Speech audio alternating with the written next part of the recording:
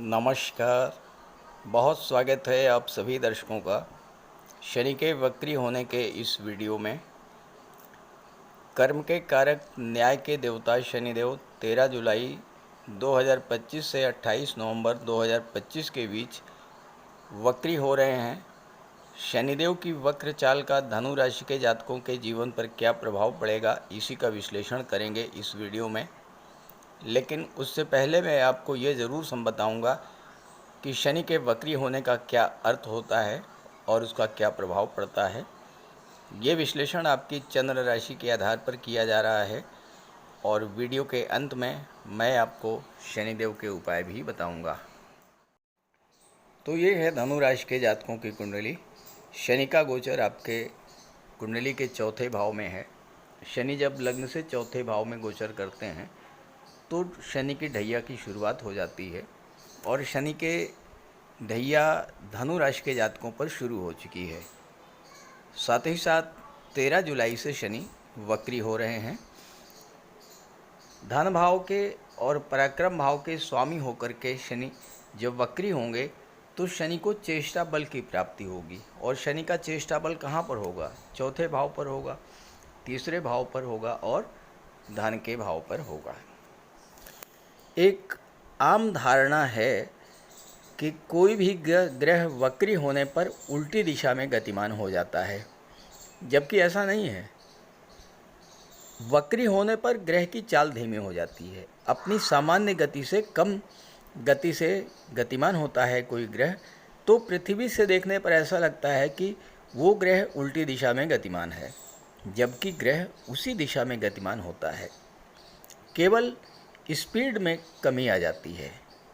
ज्योतिष शास्त्र में ग्रहों की 3 गतियाँ होती हैं। एक तो होती है मार्गी गति यानी सामान्य गति, दूसरी होती है वक्री गति यानी सामान्य से कम, और तीसरी होती है अतिचारी यानी सामान्य से कई गुना अधिक तीव्र गति से गतिमान होना। अब शनि तो वक्री हो रहे हैं जबकि गुरु अतिचारी हो रहे हैं 7वें भाव में, यानी अत्यंत तीव्र गति से गतिमान हो रहे हैं। सभी 9 ग्रहों में सूर्य और चंद्रमा ये हमेशा मार्गी रहते हैं, कभी भी वक्री नहीं होते। राहु केतु हमेशा वक्री रहते हैं और बाकी के 5 ग्रह अपनी गति में परिवर्तन करते रहते हैं। शनि वर्ष में एक बार वक्री होते हैं लगभग 140 दिन तक। मंगल 2 वर्ष में एक बार वक्री होते हैं लगभग 76 दिन, और शुक्र और गुरु वर्ष में एक बार वक्री होते हैं। शुक्र 45 दिनों के लिए और गुरु लगभग 123 दिनों के लिए, जबकि बुध एक वर्ष में 3 बार वक्री होते हैं 23 दिनों के लिए। वक्री होने पर पृथ्वी से दूरी कम हो जाती है, सूर्य से दूरी बढ़ जाती है, तो पृथ्वी से निकटतम होने के कारण ग्रह अपना पूर्ण प्रभाव पृथ्वी पर डाल सकता है, चेष्टा बल बढ़ जाता है। वक्री ग्रह पृथ्वी से सर्वाधिक निकट होता है और इसलिए उस पर किसी अन्य ग्रह का कोई प्रभाव भी नहीं पड़ता और पूरा फल देने में वो सक्षम होता है। वक्री ग्रह जिस भाव में गोचर करता है उससे एक भाव पीछे का भी फल देता है। तो ये स्थिति बन रही है 13 जुलाई से। तो समझते हैं कि धनु राशि के जातकों को इस गोचर का किस तरह से लाभ मिलेगा और क्या सावधानियां रखनी होंगी। शनि वक्री हो रहे हैं गुरु की राशि में। गुरु बैठे हैं 7वें भाव में अतिचारी अवस्था में, शनि चौथे भाव में सुख के भाव में है। तो इस समय आपको चौथे भाव और 7वें भाव की चीज़ों का सुख मिलने जा रहा है। अब चौथा भाव क्या है? भूमि भवन और प्रॉपर्टी का होता है, वाहन का होता है, शनि निर्माण के कारक होते हैं। जो जातक भवन निर्माण कराना चाहते हैं या अपना मकान खरीदना चाहते हैं या फ्लैट खरीदना चाहते हैं या वाहन खरीदना चाहते हैं, उनके इस कार्य में शनि पूरी तरह से उनकी हेल्प करने जा रहे हैं। और चूंकि शनि की दृष्टि 6वें भाव पर पड़ रही है, 6वां भाव जो होता है ये कर्ज का होता है, लोन का होता है। तो इस समय अगर आप होम लोन या व्हीकल लोन लेना चाहते हैं या बिजनेस लोन लेना चाहते हैं तो आपके इस कार्य में भी शनि पूरी तरह से हेल्प करेंगे। लेकिन चौथे भाव में शनि का गोचर परिवार के सदस्यों के बीच में दूरी बना सकता है और इस समय इन 138 दिनों में माता के स्वास्थ्य का आपको विशेष ध्यान रखना पड़ेगा। गुरु अतिचारी अवस्था में 7वें भाव में गोचर कर रहे हैं, शनि गुरु की राशि में है। तो ऐसे में जो धनु राशि के जातक विवाह के इच्छुक हैं, काफ़ी दिनों से प्रयास कर रहे हैं लेकिन विवाह नहीं हो पा रहा है, इस गोचर काल में उनके विवाह का भी प्रबल योग बनेगा। और चूंकि गुरु की दृष्टि लाभ के भाव पर पड़ेगी, जो लोग व्यापार व्यवसाय कर रहे हैं, खास करके पार्टनरशिप में कोई व्यापार है और लाभ की स्थितियां नहीं बन रही थीं, अभी तक बिजनेस में लगातार मंदी की स्थिति, लगातार अप डाउन की स्थितियां बनी हुई थीं, वो स्थितियां समाप्त होंगी और आपको अपने व्यापार व्यवसाय से लाभ मिलना शुरू हो जाएगा। तीसरे भाव में राहु बैठे हैं, शनि तीसरे भाव का फल देंगे, धन भाव का भी फल देंगे।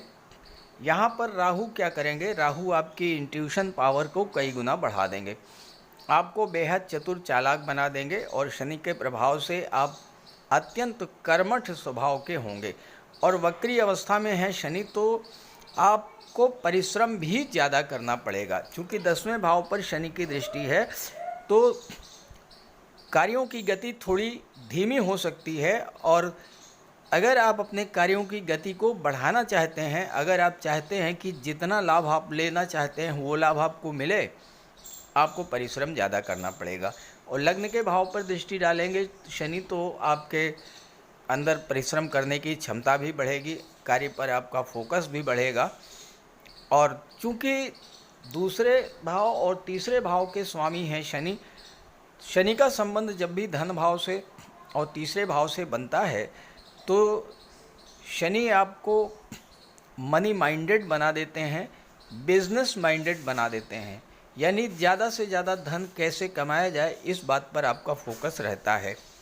अब गुरु आपको धन प्रदान करेंगे, धन का संचय शनि कराएंगे और राहु जो हैं वो अचानक से धन लाभ कराएंगे, क्योंकि राहु की दृष्टि लाभ के भाव पर पड़ रही है, तो अचानक धन लाभ का भी योग इस गोचर काल में बन रहा है। हालांकि 6वें भाव पर शनि की दृष्टि है और लग्न पर भी शनि की दृष्टि है। शनि रोगों के कारक होते हैं, तो जो लोग ओल्ड एज के हैं या सीनियर सिटीजन हैं उनके लिए शनि का ये गोचर स्वास्थ्य को लेकर चिंताएं बढ़ा सकता है।